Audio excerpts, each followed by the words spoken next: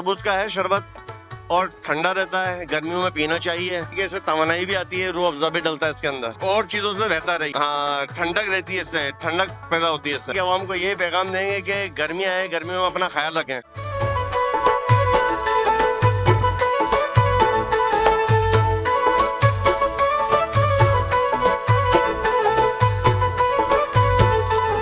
₹10 गिलास और ₹20 गिलास दे रहा है। ये दरअसल ₹10 गिलास इसलिए बच्चे आते हैं अंदर मैच खेलने, उनके लिए प्यास के लिए। पानी का कूलर नहीं है ना यहाँ पे। गर्मी के हिसाब से जबरदस्त चीज है। बिल्कुल लस्सी हो गई, नींबू पानी हो गया, शरबत हो गया। कोल्ड ड्रिंक से तो बहुत ज्यादा नुकसान है। तरबूज का शरबत है, माशाल्लाह से वीआईपी है गर्मी के लिहाज से। जैसे गर्मी अभी चल रही है और ये पीने से सारी गर्मी खत्म हो जाएगी इंशाल्लाह। वीआईपी शरबत बना रहे हैं तरबूज वाला। इसके अंदर तरबूज है, नोरस है, रूह अफ़ज़ा है और काला नमक के साथ, जो गर्मी को खत्म करे।